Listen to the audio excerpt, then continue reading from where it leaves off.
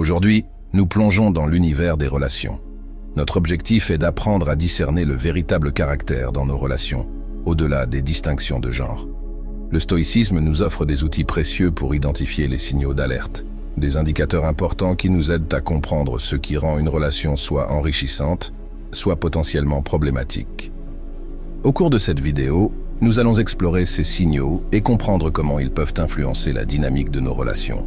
Et restez avec nous jusqu'à la fin, car je partagerai une méthode concise et efficace pour repérer ces signaux dans votre quotidien. Cela pourrait transformer la façon dont vous percevez et gérez vos relations. Dans nos relations, que ce soit en couple, avec nos amis ou avec ceux qui partagent notre quotidien, il est essentiel de savoir reconnaître certains signaux d'alerte. Ces signes nous aident à comprendre les personnes qui nous entourent et à évaluer l'impact qu'elles peuvent avoir sur notre vie. Un entourage sain est important, donc voici le premier signal d'alerte à surveiller attentivement: l'obsession pour le matériel. Les personnes matérialistes accordent souvent plus d'importance aux choses qu'elles possèdent qu'à ceux qu'elles sont à l'intérieur. Cette tendance est préoccupante. Elle détourne l'attention de ceux qui comptent vraiment, les richesses de l'esprit et du cœur, pas celles qu'on peut acheter. Si quelqu'un se concentre trop sur le matériel dans une relation, cela peut montrer qu'il cherche son bonheur et sa confiance en soi dans les objets, plutôt que dans les liens personnels et les émotions. Imaginez un partenaire qui parle toujours de mode, de voitures de luxe ou de bijoux onéreux.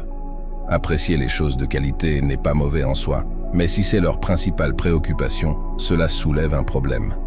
Épictète, un grand penseur stoïque, nous enseigne que la véritable richesse ne se trouve pas dans l'accumulation de biens, mais dans la simplicité des désirs. Ce concept valorise le contentement intérieur plutôt que la possession de nombreux biens matériels. L'excès de matérialisme affecte plus que la simple poursuite des biens matériels. Il influence aussi la manière dont on perçoit les relations et soi-même. Une personne obsédée par ses possessions peut négliger les éléments importants d'une relation, comme le soutien émotionnel ou la connexion intellectuelle. Cela se manifeste souvent par un partenaire mesurant la qualité de la relation à l'aune des cadeaux coûteux ou des vacances extravagantes, ce qui peut conduire à des problèmes financiers et à une insatisfaction chronique. Cela me fait penser à une expérience personnelle. J'ai partagé un temps de ma vie avec une femme dont la vision du monde était profondément ancrée dans les valeurs matérielles, un contraste frappant avec mon éducation modeste, où les richesses intangibles tenaient le premier rôle. Pour moi, l'amour se manifestait dans les gestes, les mots, les moments partagés, loin de l'éclat superficiel du matériel. Pourtant, malgré mon affection sincère et mes efforts pour exprimer mon amour de manière authentique, elle semblait chercher des signes dans le monde tangible, dans ceux qui brillent et coûtent. Cette différence de perspective sur ceux qui constituent l'amour et l'affection créait un fossé entre nous, un écart que ni la compréhension ni la patience ne semblaient pouvoir combler. Elle avait des qualités admirables, mais cette focalisation sur le matériel obscurcissait sa capacité à apprécier les formes d'affection plus subtiles. La décision de mettre fin à cette relation fut lourde de conséquences, empreinte de douleur et de regret. Pourtant, c'était un choix nécessaire pour préserver mon bien-être émotionnel. Ce chapitre de ma vie, bien qu'amer, m'a offert une perspective précieuse. L'amour véritable transcende les biens matériels, et la reconnaissance de cet amour requiert une vision qui va au-delà du superficiel. Quand quelqu'un est trop attaché aux choses matérielles, ça peut cacher ce qui compte vraiment dans une relation. Les apparences et les biens de luxe peuvent masquer les vraies qualités d'une personne et les liens sincères. Cette obsession pour le matériel nous fait oublier l'importance de l'authenticité et des vraies connexions humaines. Le deuxième signal d'alerte à surveiller de près est la tendance à mentir régulièrement. Un partenaire qui ment souvent crée des fondations instables pour la relation. Ces mensonges peuvent être de simples exagérations ou des histoires complètement inventées sur des parties importantes de leur vie, et ils minent petit à petit la confiance, si essentielle dans toute relation. Lorsqu'une personne ment sur ses goûts, ses réussites ou ses sentiments, elle présente une image fausse d'elle-même. Ce masque empêche l'établissement d'un lien profond. Ces mensonges sont souvent le reflet d'insécurité cachée ou d'une incapacité à faire face à sa propre réalité. Ce comportement freine non seulement la croissance personnelle, mais aussi l'intimité véritable. Les mensonges répétés affectent bien plus que la relation. Ils perturbent aussi les interactions professionnelles et sociales, créant un climat de méfiance et de conflit et empêchant la formation de liens forts. Être avec quelqu'un qui ment fréquemment est émotionnellement épuisant, générant un cercle vicieux de doute. Pour gérer ce problème, il est important de valoriser l'ouverture et l'honnêteté. Si vous soupçonnez des mensonges, il est important d'en parler calmement et ouvertement avec votre partenaire. Encouragez une communication transparente et expliquez comment ces mensonges affectent votre relation et la confiance que vous avez en eux. Il est essentiel de créer un espace où la vérité peut être exprimée librement, sans peur ni jugement. Si les mensonges continuent malgré vos efforts, il peut être nécessaire de réfléchir à l'avenir de la relation. Toutefois, il est important de savoir quand une relation est trop endommagée par la malhonnêteté et d'envisager des décisions difficiles pour votre bien-être émotionnel et mental. En résumé, un partenaire qui ment fréquemment représente un obstacle majeur à l'établissement d'une relation stable et basée sur la confiance. Reconnaître et aborder ces mensonges est essentiel pour maintenir une relation saine et authentique. N'oubliez jamais que vous méritez une relation fondée sur l'honnêteté, la confiance et le respect mutuel. Le troisième signal d'alerte à prendre en compte est la paresse chronique. Lorsqu'un partenaire montre une tendance persistante à la paresse, cela peut révéler un manque de motivation à s'investir pleinement dans la vie. Il ne s'agit pas de simples moments de repos, mais d'une réticence continue à s'engager dans des activités porteuses de sens ou à assumer des responsabilités. Dans une relation, cette paresse se manifeste souvent par une fuite régulière des tâches ménagères, un manque d'ambition personnelle ou une absence d'engagement dans les activités de la communauté. Cette inactivité chronique dépasse la simple relaxation et devient un choix conscient d'éviter les responsabilités et les opportunités de croissance. Comme le disait Sénèque, bien que la vie puisse paraître longue, c'est notre inaction qui peut en réalité la raccourcir. Dans le cadre d'une relation, cette paresse crée un déséquilibre, obligeant l'autre partenaire à fournir davantage d'efforts. Cette inégalité perturbe non seulement les tâches du quotidien, mais aussi les aspects plus profonds de la relation, tels que le soutien émotionnel, le développement intellectuel et le partage d'expériences. Quand un partenaire est constamment paresseux, cela peut vraiment déséquilibrer une relation et limiter la croissance personnelle. Si vous cherchez quelqu'un de dynamique et engagé dans sa vie et son développement, la paresse peut montrer que vous n'êtes pas sur la même longueur d'onde. Pour aborder ce sujet délicat, la clé est de parler ouvertement. Exprimez calmement ce que vous ressentez et ce dont vous avez besoin, en évitant de critiquer directement votre partenaire. Encouragez-le à se lancer dans des activités qui l'intéressent. Partager des passions peut raviver son envie de s'investir et renforcer votre relation. Parfois, la paresse cache un manque d'intérêt ou de motivation. Et trouver ensemble des activités motivantes peut être un vrai changement positif. Si, malgré tous vos efforts, la paresse de votre partenaire reste un obstacle, il est important de vous respecter. Réfléchissez à l'impact de cette situation sur votre bien-être. Chacun mérite une relation épanouissante, et parfois, prendre soin de soi signifie prendre des décisions difficiles.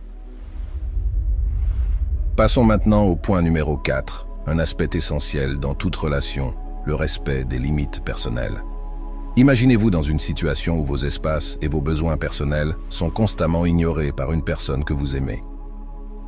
Cette sensation de voir vos frontières émotionnelles et physiques bafouées est un signe alarmant, un indicateur que quelque chose ne fonctionne pas correctement dans votre relation. Se sentir respecté et en sécurité est fondamental. Lorsque quelqu'un dépasse régulièrement vos limites, cela va bien au-delà d'un simple manque de respect. Cela porte atteinte à votre bien-être émotionnel. Les moments où vous vous sentez étouffé, sans espace pour vous exprimer ou poursuivre vos passions, sont des preuves d'un déséquilibre nuisible dans la relation. Étant donné que les limites personnelles ne sont pas toujours évidentes à identifier, voici un exemple simple pour illustrer le concept. Imaginez que vous avez besoin d'un moment de calme après une journée difficile. Vous informez votre partenaire que vous souhaitez passer 1 heure seul pour vous détendre, peut-être en lisant ou en écoutant de la musique. Cependant, malgré votre demande, votre partenaire insiste pour discuter ou regarder une émission de télévision ensemble, ignorant votre besoin d'espace. Ce comportement, même s'il peut paraître anodin ou bienveillant, est en fait un manque de respect pour vos limites personnelles. Vous vous sentez négligé et incompris, car votre souhait simple de passer un peu de temps seul n'a pas été honoré. Cet exemple met en lumière comment le non-respect des limites personnelles peut se manifester dans les interactions quotidiennes. Pensez aux fois où votre partenaire ne respecte pas vos limites. Cela peut créer des tensions et un malaise dans votre relation. C'est comme si chaque effort pour bien s'entendre était bloqué, ce qui peut vous faire sentir insécurisé et plein de doutes. Ces sentiments sont importants. Ils montrent que le respect et la compréhension dans la relation sont en danger. Ne pas respecter les limites, c'est plus grave que de simples désaccords. Cela peut vous empêcher de grandir en tant que personne. Si vous ne pouvez pas avoir vos propres intérêts, passer du temps avec des amis ou avoir des moments pour vous, votre développement personnel est affecté. Ne pas respecter les limites dans une relation est un vrai problème. Cela montre un manque de respect, de confiance et d'indépendance. Si ces valeurs sont importantes pour vous, l'attitude de votre partenaire peut être un signal d'alarme indiquant des problèmes plus profonds, risquant de nuire à une relation équilibrée et enrichissante. Nous arrivons maintenant à un aspect crucial dans l'analyse des relations, le signe numéro 5, la colère excessive et la tendance à la vengeance. Ces réactions émotionnelles intenses peuvent révéler des troubles profonds dans la gestion des sentiments et engendrer des tensions majeures. Imaginez un instant où, au lieu d'une simple frustration suite à un désaccord, la réaction est une colère persistante ou des idées de vengeance. Ce n'est pas une simple émotion passagère, mais plutôt un indicateur d'un souci plus grave. Épictète nous enseigne que nos perturbations ne viennent pas des événements eux-mêmes, mais de nos interprétations de ces événements. Cette perspective est fondamentale, car elle souligne l'importance de la maîtrise de soi et de nos réactions face aux défis de la vie. Dans le contexte d'une relation, la présence d'une colère excessive et d'une inclination à la vengeance est particulièrement préoccupante. Un partenaire qui se laisse fréquemment submerger par ses émotions négatives peut instaurer un environnement malsain. Ce n'est pas qu'une simple question de communication défaillante, c'est un symptôme d'une fondation ébranlée en matière de confiance et de respect mutuel. Souvent, un pas en arrière est nécessaire pour identifier ce qui déclenche vraiment ces sentiments. Travailler ensemble pour résoudre ces problèmes est essentiel, tout en favorisant une communication transparente et une empathie mutuelle. Comprenez bien que, si on ne gère pas bien la colère et la vengeance, elles peuvent entraîner un cercle vicieux de réactions négatives dans la relation. Il est crucial de comprendre que ces comportements peuvent cacher des problèmes plus sérieux, comme un manque de confiance ou des peurs cachées. Faire face à ces émotions difficiles n'est pas facile, mais c'est souvent nécessaire pour aller de l'avant et mûrir émotionnellement. Si vous n'arrivez pas à résoudre ces problèmes seuls, un avis extérieur peut souvent aider à voir les choses différemment et à trouver des solutions. Rappelez-vous, se respecter soi-même et chercher une relation équilibrée est très important. S'attaquer à ces difficultés est un challenge, mais cela en vaut la peine pour la santé de votre relation et votre bien-être personnel. Nous allons maintenant explorer le 6e signe critique dans les relations, la dépendance excessive. Quand un partenaire repose trop sur l'autre pour son bien-être, cela peut créer des problèmes importants. Cette dépendance se remarque lorsque votre partenaire a constamment besoin de votre validation ou de votre soutien pour chaque petite décision. Ce n'est pas juste chercher du soutien, mais plutôt une dépendance qui empêche cette personne de se développer et d'être autonome. Imaginons une relation où un partenaire ne peut pas prendre de décision sans l'autre. Ce genre de comportement dépasse le cadre d'un soutien normal et sain. Il révèle plutôt un besoin excessif d'approbation et un manque de confiance en soi. Reconnaître cette dépendance est important car elle peut déséquilibrer la relation. Au lieu de former un partenariat équilibré, l'un des partenaires devient le soutien constant de l'autre, ce qui peut être épuisant et néfaste pour la santé de la relation. Si vous observez ce problème dans votre relation, il est conseillé d'en discuter ouvertement. Encouragez votre partenaire à gagner en confiance et à devenir plus autonome. Cela peut inclure de le soutenir dans ses propres décisions et de l'encourager à explorer ses propres intérêts. Pensez aussi à votre propre rôle. Assurez-vous de ne pas renforcer cette dépendance en prenant trop de décisions pour votre partenaire. Visez un équilibre où chacun peut se développer individuellement, tout en bénéficiant du soutien de l'autre. Comprendre et surmonter la dépendance excessive dans une relation demande souvent de revenir aux fondamentaux. Cela peut sembler répétitif, mais les méthodes les plus conseillées, telles que favoriser l'autonomie et partager des activités, sont populaires parce qu'elles fonctionnent. La clé, c'est de vraiment y croire et d'avoir l'envie de faire évoluer les choses. Il est courant de conseiller de soutenir votre partenaire dans ses efforts pour devenir plus indépendant parce que cela peut renforcer la relation de manière significative. Cela ne signifie pas que vous devez toujours prendre du recul, mais plutôt trouver des moyens d'être présent sans être envahissant. Cela demande de la patience, de la compréhension et une véritable volonté d'adapter votre approche pour le bien-être de votre relation. Rappelez-vous que chaque couple est unique et ce qui fonctionne pour l'un peut ne pas fonctionner pour l'autre. L'important est de croire en la possibilité d'un changement positif et de s'engager activement dans le processus.